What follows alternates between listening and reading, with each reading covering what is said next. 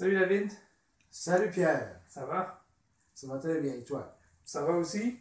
On est là pour parler de libre penseur athée et puis d'athéisme aujourd'hui. Si je te pose la question, qu'est-ce que libre penseur athée?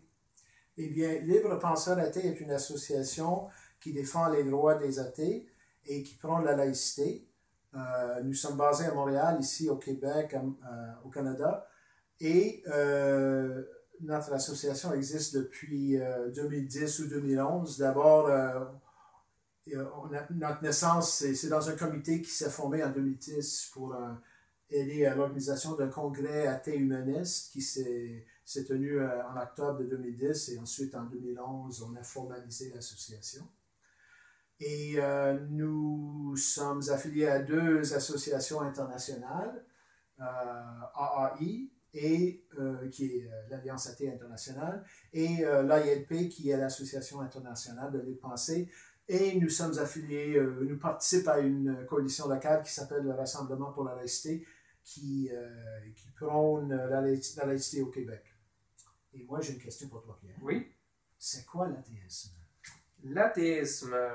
L'athéisme, dans le fond, ça peut se résumer de façon assez simple. C'est simplement l'absence de croyance en tout Dieu ou déesse. Donc, si on est une personne qui ne croit pas qu'un Dieu ou une déesse existe, que ces choses-là n'existent pas, ça fait à ce moment-là automatiquement de nous une personne qui est athée. Donc, c'est la définition la plus simple si on veut. D'accord. Oui. Et les dieux et les déesses sont comme des agents, des êtres surnaturels. Oui.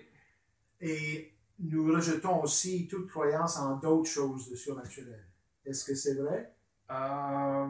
Je crois que si on est athée, on a plus tendance à rejeter tout ce qui est surnaturel. Pour ce qui est de notre organisation, dans notre manifeste, parce qu'on a un manifeste, on rejette catégoriquement le surnaturel. Là. On est, autrement dit, des matérialistes.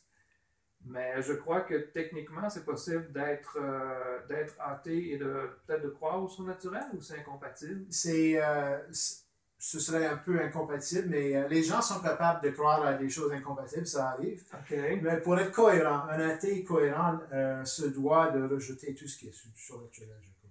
Il me semble Il me aussi. semble, oui. Oui.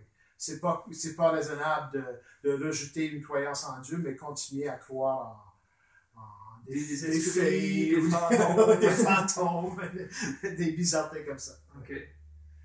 Puis, il y a beaucoup de mythes concernant l'athéisme.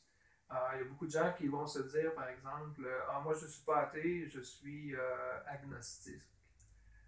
Peux-tu définir un peu plus qu'est-ce que l'agnosticisme selon toi? Ben, être agnostique, c'est douter de l'existence de Dieu ou des dieux, mais sans tirer de conclusion. C'est comme rester dans le doute.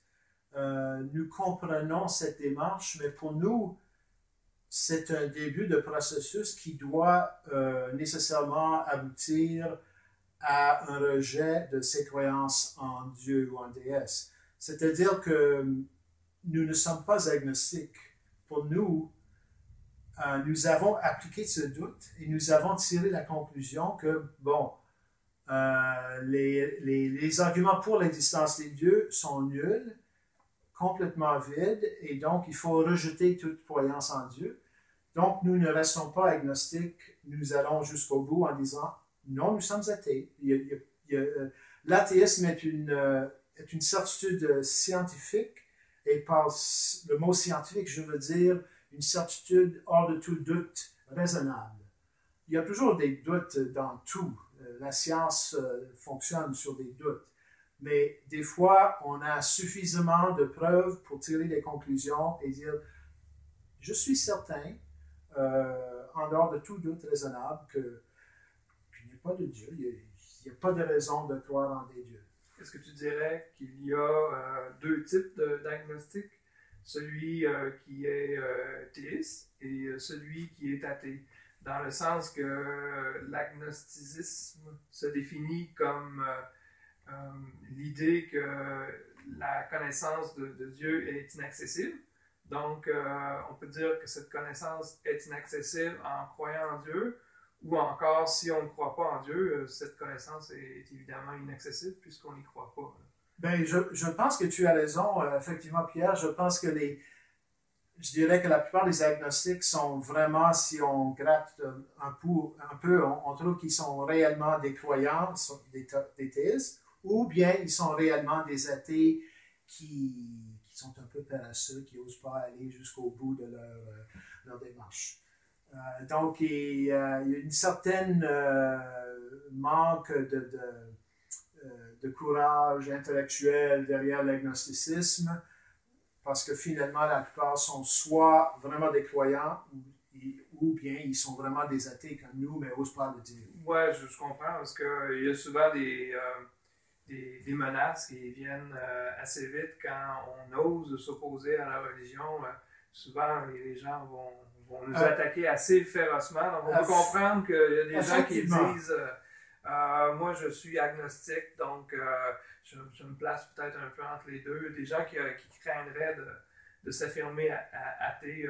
Je pense que ce genre de crainte est tout à fait justifié si on vit en Arabie Saoudite, par exemple, ou dans d'autres pays. Mais si on est au Canada ou dans un pays d'Europe ou aux États-Unis, je pense qu'il faut aller au bout de ses convictions et avouer que ce doute de l'existence est concluant. On sait qu'il n'y en a pas. Les preuves derrière cette prétention des deux sont nulles et absentes complètement.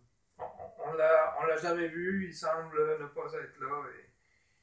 Et plus on cherche, moins il a d'endroits à se cacher. Et si jamais il ou elle se présente, ou la chose, on va lui dire « Ah, enfin, on était certain que vous n'existiez pas parce que vous ne vous présentiez pas. Il était à peu près temps. Hein? » Ouais, ou peut-être que c'est un extraterrestre qui va profiter de notre naïveté. Ah oui, on ne sait pas si c'est... Ah, il ne faut pas se faire avoir. Ouais, les gens qui se prétendent parler au nom de Dieu sont très nombreux. Donc, il faut être méfiant. Saviez-vous que Charles Darwin est l'un des plus importants antiracistes de toute l'histoire, en vertu de son explication de l'origine et l'évolution des espèces par le biais de la sélection naturelle?